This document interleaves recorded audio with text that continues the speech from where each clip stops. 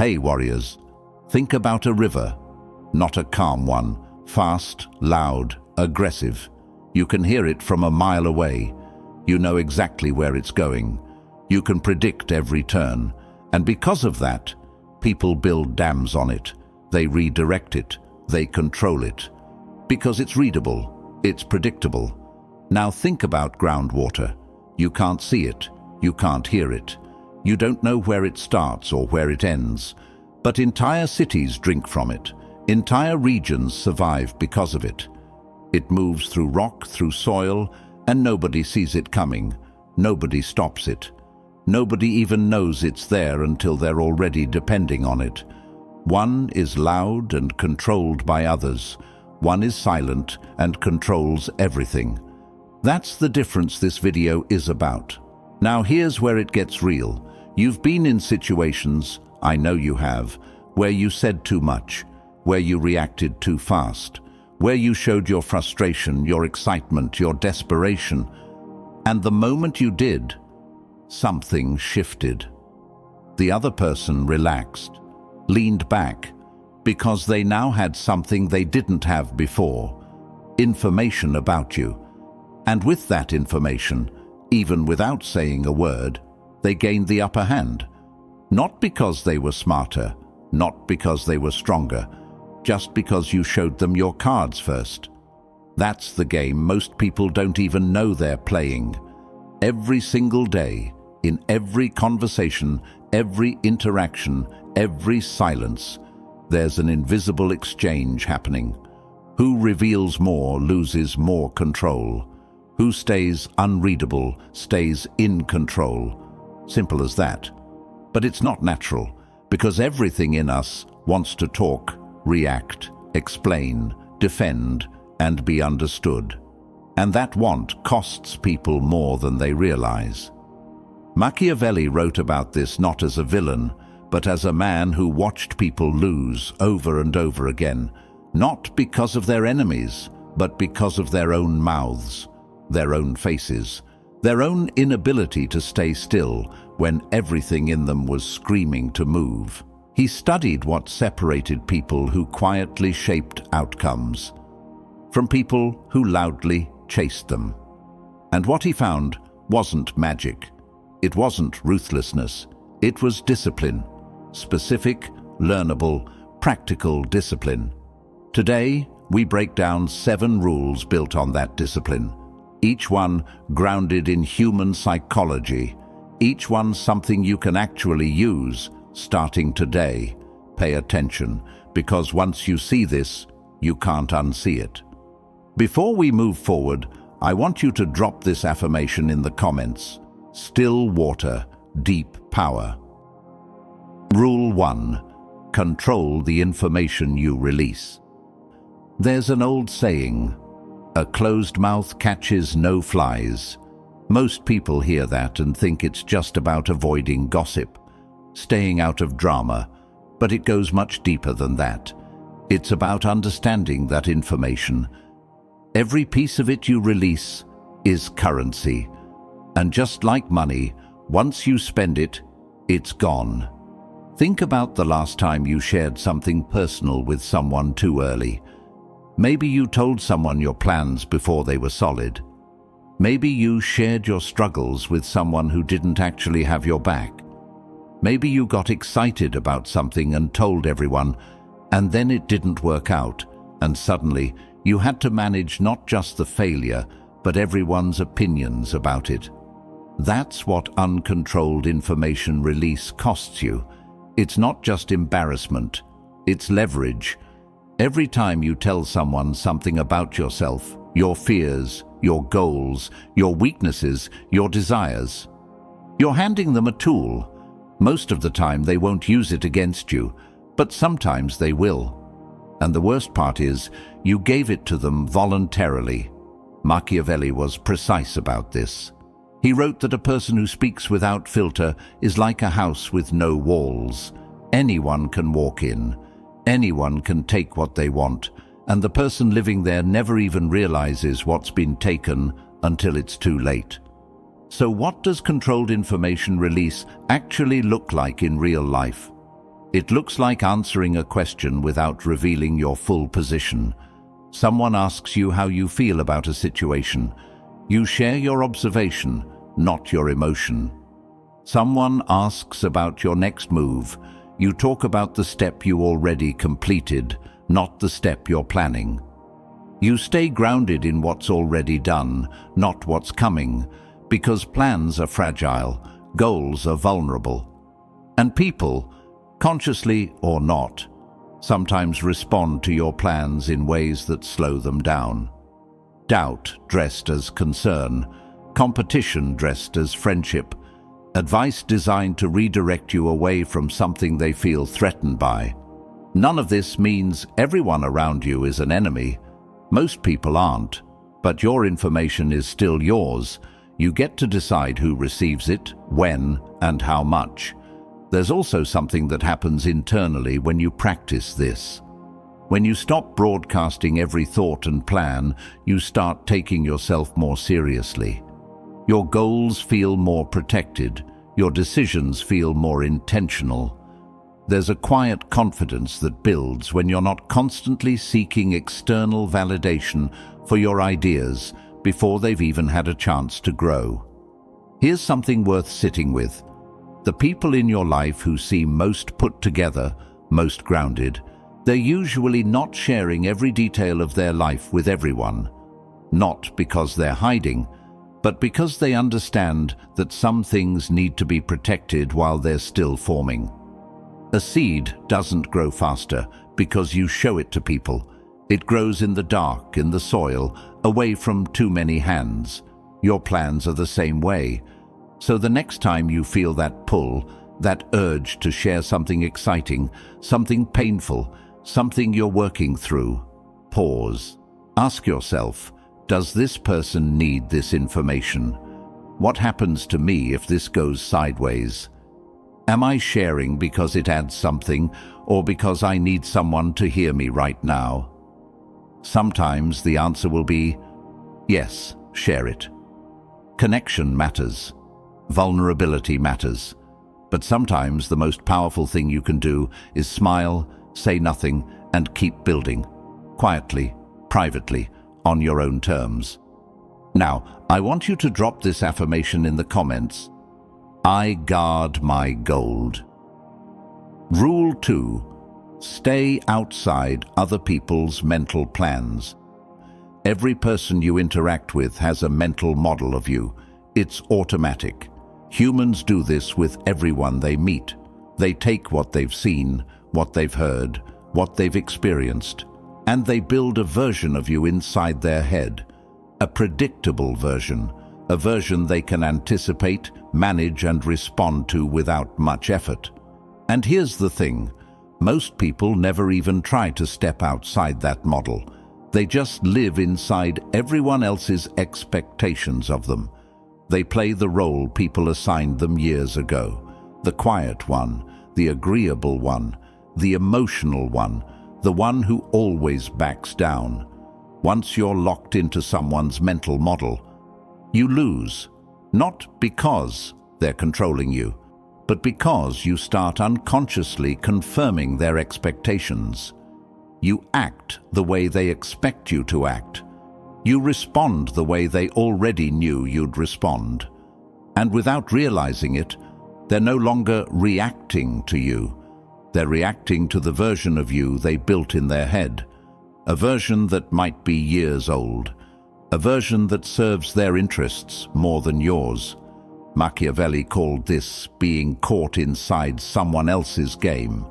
When your opponent can predict you, they're not playing against you. They're playing against a map they already memorized. And maps don't fight back.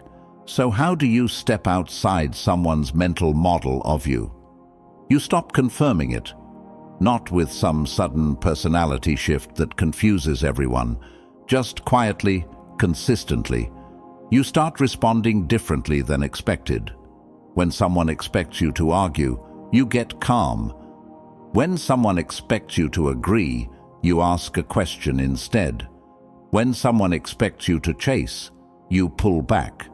Not as manipulation, just as a deliberate choice to stop being predictable. Here's what happens when you do this consistently. People recalibrate. Their mental model of you breaks down because you keep not fitting into it. And when their model breaks, they have to pay attention again. They can't cruise on autopilot with you anymore. Every interaction becomes real again because they genuinely don't know what to expect. That recalibration shifts the entire dynamic. Think about water. You drop a stone in still water. You know exactly what happens. Ripples go out in a perfect circle, predictable. But try to predict water moving over uneven ground. It finds new paths, changes direction, surprises you. You can't get ahead of it. Be more like that.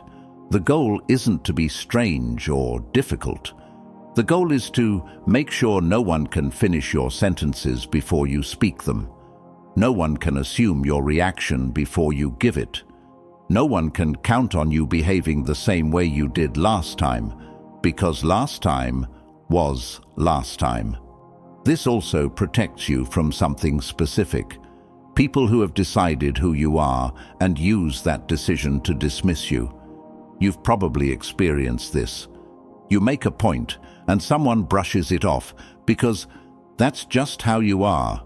They're not hearing you. They're hearing the version of you in their head. When you break the pattern, they have to hear the real you. And sometimes that's the first time they actually do. You are not the version of you that lives in someone else's assumptions. You are not the character in their mental story. And the moment you decide to stop playing that character, the dynamic shifts entirely. That's when you stop being managed and start becoming unpredictable in the best possible way. Rule 3. Disrupt predictability in your behavior. Comfort is dangerous. Not the feeling of being comfortable, that's fine, but the comfort other people feel about being able to predict you. That's where you start losing ground without even knowing it. When people can predict your behavior, they stop taking you seriously in a very specific way. They don't fear losing you because they know you'll stay. They don't worry about crossing a line because they know you won't react. They don't consider your position carefully because they already know how far you'll push back, and they know it's not far. Predictability in a person signals one thing to the people around them: I'm safe to take for granted. And being taken for granted is one of the quietest, most damaging positions a person can be in. Here's where it starts. Most people build habits in how they respond to the world. Someone disrespects them. They get angry in the same way every time. Someone gives them attention. They light up the same way every time. Someone ignores them. They chase in the same way every time. These patterns become a script, and once people around them memorize the script, they start using it. They know which buttons to push to get which reaction. They know how much they can take before you reach your limit. They know if they wait long enough, you'll soften. They know if they push hard enough, you'll back down. That's not a relationship dynamic. That's a remote control. Machiavelli wrote that a person who behaves with perfect consistency gives their opponent the greatest possible gift: certainty. And certainty in someone else's hands becomes control. So what does disrupting your own predictability actually look like? It's not about being erratic. It's not about confusing people for sport. It's about consciously choosing different responses to similar situations. Sometimes you engage, sometimes you don't. Sometimes you respond immediately. Sometimes you let something sit for a day. Sometimes you're warm. Sometimes you're measured, not randomly, but deliberately, based on what serves you in that moment, not what people expect from you. There's a specific situation where this matters most. When someone is consistently pushing a boundary and you've responded the same way every time, they've already calculated that your response costs them nothing. They've factored in your reaction.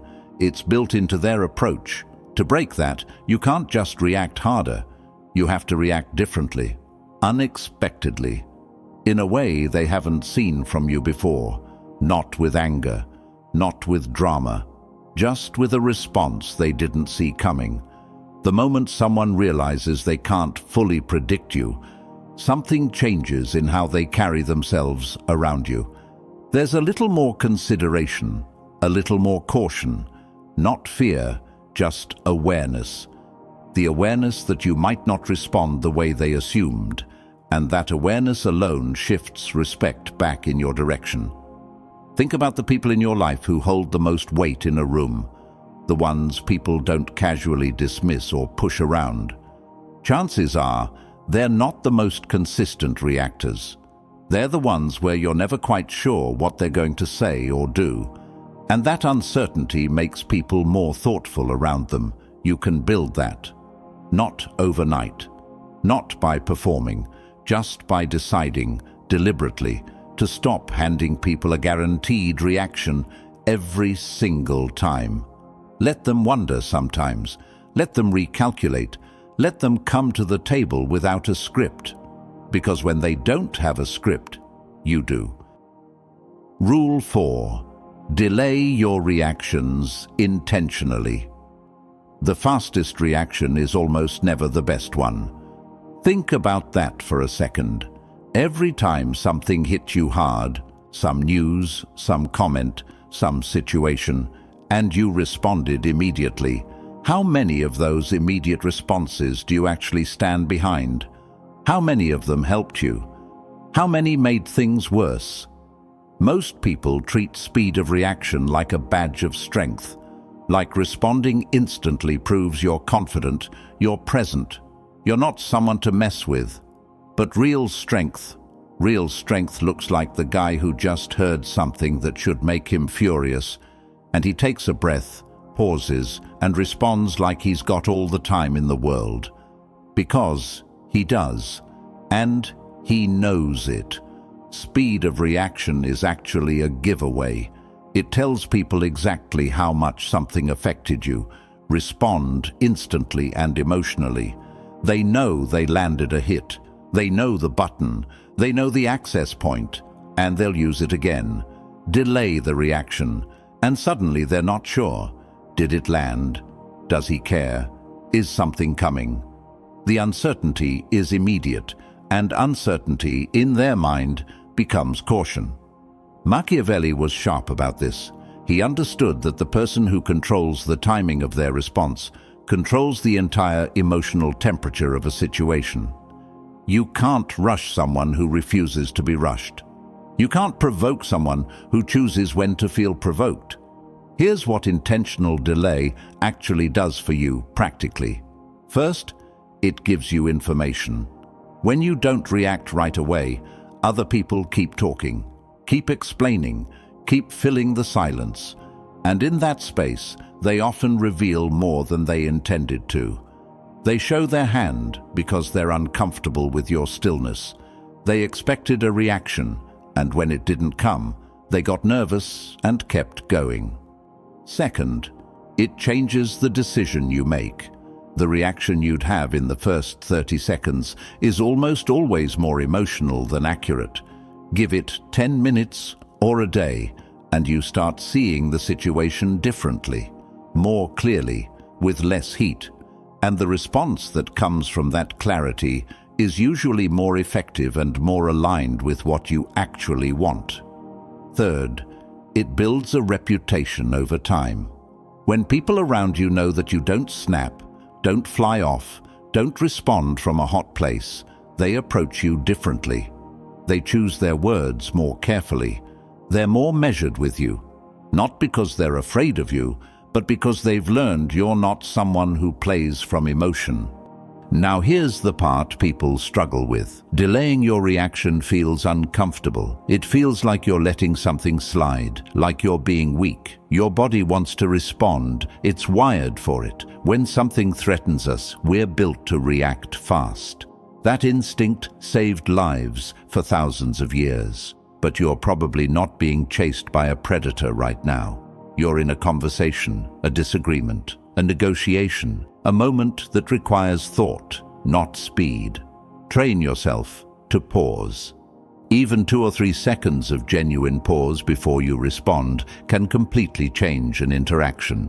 Not a fake pause where you're just gathering your argument, a real one, where you actually let the moment settle before you decide what to enter it with. The people who can wait are the people who win more than they lose, not because life is fair to them, because they stopped making fast emotional decisions that cost them later. Patience isn't passive. It's one of the most active choices a person can make. Drop this affirmation in the comments. I pause. I win. Rule 5. The psychology of invisible influence. When you walk into a room, any room, people are already forming opinions about you. Before you speak, before you do anything, just by how you carry yourself, how you look around, where your eyes go first. People are reading you constantly. It's just what humans do. But here's the part that changes everything. Most people try to manage that impression by doing more, talking more, smiling more, explaining more. They think the more they put out there, the better they look, the stronger they come across. It's the opposite. Every time you over-explain yourself, you're essentially telling people, I need you to think well of me. Every time you jump to defend yourself without being asked, you're showing people exactly where you feel insecure. Every time you fill silence with unnecessary words, you're handing someone a detailed map of your inner world. And once they have that map, they know how to navigate you. Think about someone you've met who just had this quiet weight to them. They didn't try hard, they didn't perform, they just existed in a conversation with this settled, comfortable stillness. And somehow that stillness made everyone around them more curious, more attentive, almost like gravity. That's not personality, that's not charisma, that's a choice. Machiavelli understood something about human psychology that modern people are still catching up to. That influence doesn't travel through noise. It travels through mystery. The moment someone fully understands you, their curiosity drops. They've solved you. You're no longer interesting to figure out. But keep something unrevealed, even something small, and people can't stop thinking about you. It's the same reason a half-finished sentence sticks in your head longer than a complete one. The brain hates open loops. It keeps pulling toward whatever it hasn't resolved yet. Now, apply that to how you show up with people. If you're always giving full answers, full reactions, full explanations, you're closing every loop. People process you, file you away, and move on. But if you answer with just enough, if you respond with calm and just a little space left open, people's brains keep working on you even after the conversation ends. They keep thinking about what you meant, what you're thinking, what you'll do next. That's invisible influence. And it doesn't require manipulation. It doesn't require games. It just requires you to stop oversharing yourself. Next time someone asks your opinion on something, don't give everything you think. Give one layer, just one. Let them respond. Watch what they do with it. Then decide if you want to go deeper. Most people dump every thought they have the moment they're asked. That's not honesty, that's anxiety. Real confidence gives a little, then waits. And waiting, real, comfortable, unbothered waiting, is one of the most powerful things a person can do in any interaction. The people who influence outcomes quietly aren't doing it through force or volume. They're doing it by controlling what others know about them, by deciding deliberately what gets released and what stays inside, by understanding that in any human dynamic, the one who is least fully understood holds the most psychological weight. You don't have to be cold, you don't have to be distant, you just have to stop giving yourself away for free. Because once people think they've figured you out, they stop respecting the mystery. and the mystery. That's where your power lives. Drop this affirmation in the comments. Mystery is my power. Rule 6. Remove visible emotional signals. Your face is talking even when your mouth isn't. That's not a metaphor. That's literally what's happening every time you're in a room with another person. The micro expressions, the eye movement, the jaw tension, the way your shoulders sit, all of it is constantly broadcasting your internal state to anyone paying attention. And more people are paying attention than you think. Now, this doesn't mean you become a robot. Emotion is human. Emotion is good. But there's a massive difference between feeling something and displaying it on command for everyone around you to read and use. Here's a situation most people know. You're in a conversation and someone says something that gets under your skin. Maybe it's a subtle dig. Maybe it's a dismissal. Maybe it's something that feels unfair. And the moment it lands, your face changes, your energy shifts. They see it. And in that split second, they've gained something valuable. The knowledge that they got to you. Once they know they got to you, the dynamic changes. They feel more confident, more in control, and they'll likely push a little further just to see how far it goes. But imagine the same moment, and you feel it internally, you register it fully, but your face stays calm, your posture stays the same. You maybe even let 2 seconds pass before you respond, and when you do, your voice is level, unhurried. That person now has a completely different experience of you. They threw something, and nothing came back. No confirmation, no reaction.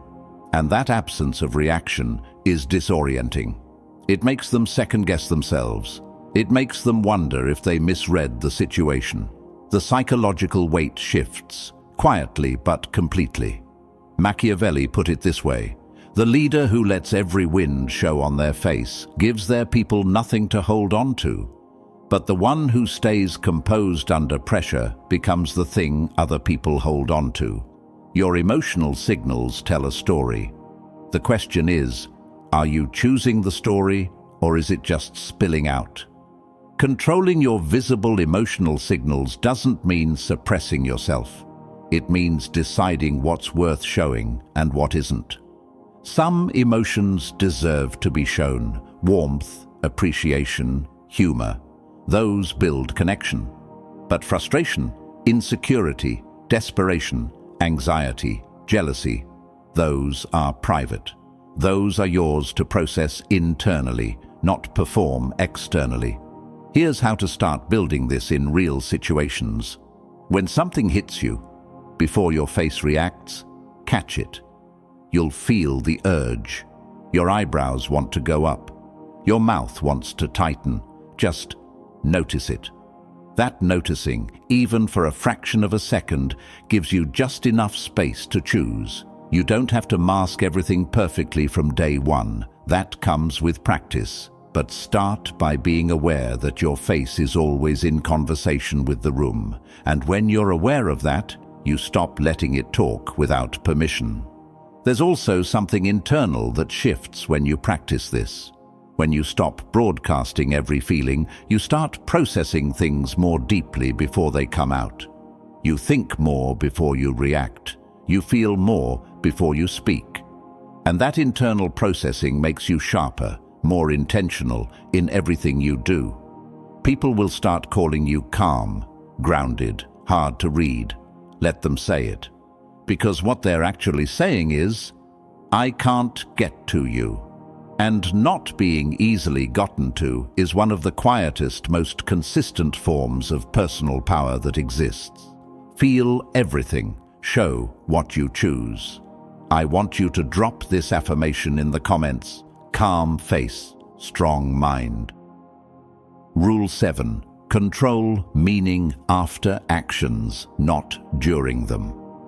Most people think the action is the most important part. They obsess over what to do, how to do it, when to do it. And yes, the action matters. But here's what most people completely miss. The meaning of any action is almost never decided during the action itself. It's decided after, in the conversation that follows, in the story that gets told, in the framing that someone, either you or someone else, puts around what just happened.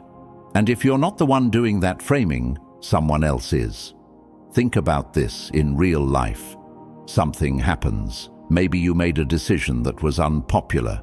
Maybe you pulled back from something. Maybe you didn't respond to someone the way they expected. In that moment, the action is done. You can't change it. But what you can control is what it means going forward. If you rush to explain yourself immediately, you look defensive. You look uncertain. You essentially tell people that you need their approval of what you just did, and the moment you signal that need, they feel they have the authority to judge it, to pick it apart, to decide whether your action was valid. But if you stay calm, if you let the moment sit, if you wait, and then when the timing is right, you speak to it with clarity and zero apology, the entire interpretation shifts. Same action, different meaning. Because you controlled the frame. Machiavelli wrote that men judge by their eyes more than by their minds. What they see and what they're told to see are often more powerful than what actually happened. This sounds dark, but it's just honest. Perception isn't everything, but it shapes everything. Here's where this gets practical. When you do something that will be interpreted by others, and almost everything is, don't rush to define it in the moment. Let the action exist first. Let people sit with it. Because in that silence, most people will fill in the blanks with their own assumptions. Some of those assumptions will be wrong, some will be favorable. And now you have information. You can see how people are reading it before you've said a word. Then, when you do address it, you're not reacting to their narrative. You're introducing yours, and your narrative lands on top of their half-formed one. It lands with more weight because it came with patience behind it. There's also a longer game here. Over time, the people who consistently frame their own actions, who don't let others define what their choices mean, build a specific kind of reputation. Not a controlled or manufactured one, a real one, built on the fact that they don't need others to validate their decisions. They own what they do, and they speak to it on their terms. That reputation compounds. People start approaching them differently. People stop rushing to judgment because they know this person will address it when they're ready, and when they do, it's going to be worth hearing. You don't have to justify yourself to every room you walk into. You don't have to explain your decisions to everyone who raises an eyebrow. Act with intention, give it space. And when the moment comes to speak, speak like you already know the value of what you did. Because the person who defines the meaning holds the power. Not the person who acted first. Not the person who talked loudest. The person who shaped what it all meant when the dust settled. Be that person. So here's where we land. 7 rules, and at the surface they might seem like separate ideas, but pull back and look at all of them together, and they're all saying the same thing. Stop giving yourself away, not forever, not to everyone, but stop the automatic, unguarded, anxious sharing of every thought, every reaction, every emotion, every plan. That habit, as natural as it feels, is quietly costing you.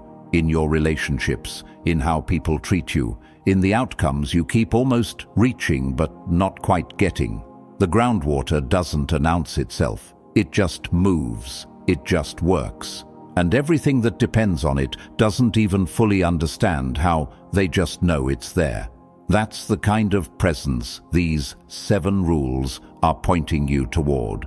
Not cold, not calculated in a cruel way, just grounded. Deliberate, aware of what you put out into every room you enter. You already have more control than you think. You just haven't been using it yet, not consciously. But now you've seen it. Now you know the mechanics, and you can't unlearn what you've already understood. Start small. Pick one rule from today and actually practice it this week. Just one. Watch what changes in one conversation. Watch how people respond to you when you hold a little more back, when you pause a little longer, when you stop explaining yourself to people who didn't ask. The shift is quiet at first, then it becomes undeniable. If this video gave you something real today, something you're going to carry with you, hit that like button right now. Share this with someone who needs to hear it. And if you're not subscribed yet, subscribe. Because we go this deep every single week, and you don't want to miss what's coming next. Tell me which rule hit you hardest. I read every single one. Remember, still water runs deep, and so do you.